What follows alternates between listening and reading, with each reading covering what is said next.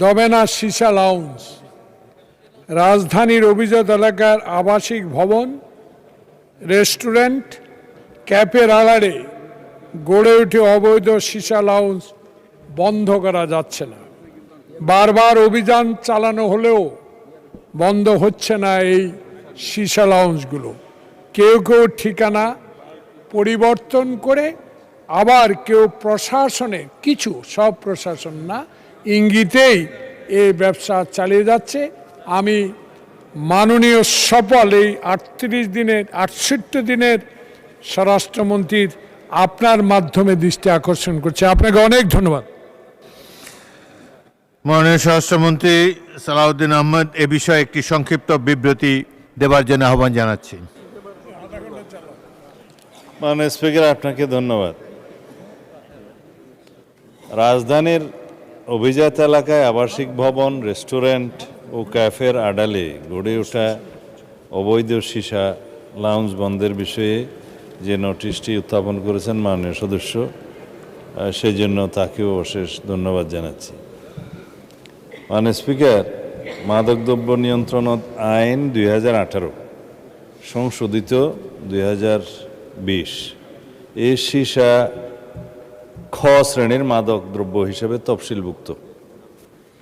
বর্তমান গণতান্ত্রিক সরকার মাদককে জাতীয় সমস্যা হিসেবে চিহ্নিত করে নির্বাচনী ইশতেহারে স্পষ্ট প্রতিশ্রুতি দিয়েছে। অবৈধ সীসা লাউঞ্জে সীসা ব্যবসা চালুর রাখার লক্ষ্যে রাষ্ট্রপক্ষের বিরুদ্ধে সীসা লাউঞ্জ মালিকগণ 5টি রিট মামলাগুলো পড়লাম না মানে স্পিকার, পঠিত বলিয়া গণ্য করা হোক, দায়ের করেন। এসব রিট মামলায় মহামান্য হাইকোর্ট বিভাগের রুল ও নির্দেশনার বিরুদ্ধে মাদকদ্রব্য নিয়ন্ত্রণ অধিদপ্তরের আপিলের পরিপ্রেক্ষিতে মহামান্য আপিল বিভাগ অন্তর্বর্তীকালীন আদেশ ভ্যাকেট করে দিয়েছেন। স্বরাষ্ট্র মন্ত্রণালয়ের 8 এপ্রিল 2026 তারিখের একটি স্মারক নম্বর পঠিত বলিয়া গণ্য হোক মাননীয় স্পিকার। এই স্মারকে অনুমোদনবিহীন সীসা লাউঞ্জ নামক মাদক স্পট বন্ধের নির্দেশনা বাস্তবায়নে মাদকদ্রব্য নিয়ন্ত্রণ অধিদপ্তর সহ সংশ্লিষ্ট আইন শৃঙ্খলা রক্ষাকারী বাহিনী সমন্বিতভাবে কঠোর পদক্ষেপ গ্রহণ করেছে। মাননীয় স্পিকার, মাদকদ্রব্য নিয়ন্ত্রণ অধিদপ্তর কর্তৃক বিগত 16 এপ্রিল 2026 তারিখ রাতে রাজধানীর গুলশান 2 এলাকার 35 নম্বর সড়কে অবস্থিত অবৈধ সীসাবার দ্য কোর্টইয়ার্ড বাজার লাউঞ্জ এই অভিযান পরিচালনা করে আনুমানিক 5 কেজি সীসা এবং 35টি হুক্কা জব্দ করেছে। 20/4/2026 তারিখে এস লাউঞ্জ রেস্টুরেন্ট নামীয় অবৈধ সীসা লাউঞ্জ অভিযান পরিচালনা করে 4 কেজি সীসা ও 8টি হুক্কা জব্দ করেছে। অবৈধ সীসা লাউঞ্জ সমূহ যাতে নাম ও ঠিকানা পরিবর্তন করে পুনরায় কার্যক্রম শুরু করতে না পারে সেই লক্ষ্যে গোয়েন্দা নজরদারি জোরদার করা হয়েছে এবং সংশ্লিষ্টদের বিরুদ্ধে কঠোর আইনি ব্যবস্থা গ্রহণ অব্যাহত রয়েছে। এর সাথে যে কোনো ব্যক্তি বা প্রতিষ্ঠানের সম্পৃক্ততার অভিযোগ পাওয়া গেলে তা গুরুত্ব সহকারে তদন্ত করে প্রয়োজনীয় আইনানুগ ব্যবস্থা গ্রহণ করা হবে। মহামান্য হাইকোর্ট বিভাগে সীসা বার পরিচালনার বিষয়ে রিট কারিগণের বিপক্ষে সর্বদা আইনি লড়াই পরিচালনা করার পাশাপাশি সীসা বারসমূহে নিয়মিত অভিযান পরিচালনা অব্যাহত রেখেছে মাদকদ্রব্য নিয়ন্ত্রণ অধিদপ্তর। মাননীয় স্পিকার, রাজধানীর বিভিন্ন এলাকায় আবাসিক ভবন, রেস্টুরেন্ট ও ক্যাফের আড়ালে অবৈধ সীসা লাউঞ্জ পরিচালনার বিষয়টি ঢাকা উত্তর সিটি কর্পোরেশনের নজরেও এসছে। এই ধরনের কার্যক্রম জনস্বাস্থ্য, নগর শৃঙ্খলা ও আইন শৃঙ্খলার জন্য ক্ষতিকর এবং কোনোভাবেই গ্রহণযোগ্য নয়। ঢাকা উত্তর সিটি কর্পোরেশন নিয়মিত ভ্রাম্যমাণ আদালত ও তদারকি কার্যক্রমের মাধ্যমে অবৈধ সীসা লাউঞ্জ চিহ্নিতকরণ ও বন্ধে অভিযান পরিচালনা করছে। এ বিষয়ে আইনশৃঙ্খলা বাহিনী ও সংশ্লিষ্ট সংস্থাসমূহের সাথে সমন্বয় করে যৌথ অভিযান পরিচালনা করা হচ্ছে।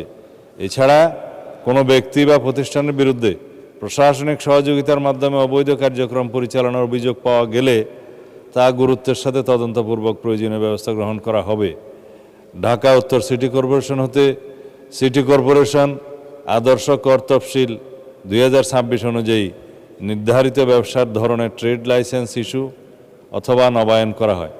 আদর্শ কর তফসিল সীসা লাউঞ্জ শিরোনামে কোনো ধারণ নাই।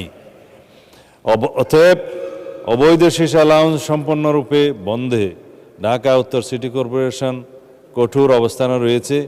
এই বিষয়ে অভিযান অব্যাহত রাখবে। বিগত আওয়ামী লীগ সরকারের শাসনামলে 2009 থেকে 2024 পর্যন্ত রাজধানী ঢাকার গুলশান, বনানী, ধানমন্ডি, মোহাম্মদপুর, উত্তরা ও বারিধারার মতো অভিজাত এলাকায় আবাসিক ভবন, রেস্টুরেন্ট এবং ক্যাফের আড়ালে ব্যাপকভাবে অবৈধ সীসা বার ও লাউঞ্জ গড়ে ওঠে। প্রভাবশালী রাজনৈতিক ব্যক্তি, অসাধু ব্যবসায়ী এবং প্রশাসনের কতিপয় কর্মকর্তার ছত্রছায়ায় নিয়মিত এসব স্থানে মাদক সেবন, কেনাবেচা সহ বিভিন্ন অনৈতিক কর্মকাণ্ড পরিচালিত হতো। বিভিন্ন সময়ে অভিযানে কিছু সীসা বার বন্ধ হলেও পরিবর্তন করে এবং প্রভাব খাটিয়ে আবার তা চালু হতো। রাজধানীর অভিজাত এলাকার আবাসিক ভবন, রেস্টুরেন্ট ও ক্যাফের আড়ালে অবৈধ সীসা লাউঞ্জ বন্ধে পুলিশ কর্তৃক গৃহীত ব্যবস্থাসমূহ নিম্নরূপ: ঢাকা মেট্রোপলিটন পুলিশের গোয়েন্দা ও অপরাধ বিভাগ কর্তৃক সার্বক্ষণিক, প্রকাশ্য ও গোপন পুলিশি নজরদারি অব্যাহত আছে। নিয়মিত পুলিশ টহলের পাশাপাশি বিভিন্ন সীসা লাউঞ্জ, রেস্টুরেন্টে বিশেষ অভিযান পরিচালনা করে অপরাধীদের গ্রেফতার করে আইনের আওতায় আনা হচ্ছে। ঠিকানা পরিবর্তন করে অথবা কোনো আবাসিক বাসস্থানের আড়ালে কোনো প্রকার অবৈধ সীসা লাউঞ্জ যাতে পরিচালিত না হয় সেই লক্ষ্যে গোয়েন্দা নজরদারি অব্যাহত আছে। আবাসিক বা বাণিজ্যিক ভবনে অবৈধ সীসা লাউঞ্জ স্থাপন করে যাতে কেউ ব্যবসা করতে না পারে সেই বিষয়ে বিট পুলিশিংয়ের মাধ্যমে ভবন মালিকদেরকে সচেতন করা হচ্ছে। কোনো পুলিশ সদস্যের বিরুদ্ধে এই ব্যবসায় মদত দেওয়ার প্রমাণ পাওয়া মাত্রই তার বিরুদ্ধে বিধি মোতাবেক শাস্তিমূলক ব্যবস্থা গ্রহণ করা হচ্ছে। মাননীয় স্পিকার, মাননীয় সংসদ সদস্য জনাব জয়নুল আবেদিন ফারুক এমপি এর রাজধানীর অভিজাত এলাকায় আবাসিক ভবন, রেস্টুরেন্ট ও ক্যাফের আড়ালে গড়ে ওঠা সীসা বার বন্ধের বিষয়ে যদি কোনো সুনির্দিষ্ট প্রস্তাবনা, মতামত থাকে তিনি তা আমাদেরকে অবগত করলে সে বিষয়ে আমরা প্রয়োজনীয় ব্যবস্থা গ্রহণ করার প্রতিশ্রুতি দিচ্ছি। মাননীয় স্পিকার, আপনাকে ধন্যবাদ। এ বিষয়ে শুধু একটা লাইন অ্যাড করতে চাই। এটা তো সীসা বার, আমরা আমাদের নির্বাচনী ইশতেহার অনুযায়ী, জাতির কাছে প্রদত্ত প্রতিশ্রুতি অনুযায়ী এদেশে জুয়া, অনলাইন জুয়া এবং মাদকের বিরুদ্ধে জিরো টলারেন্স ঘোষণা করেছে।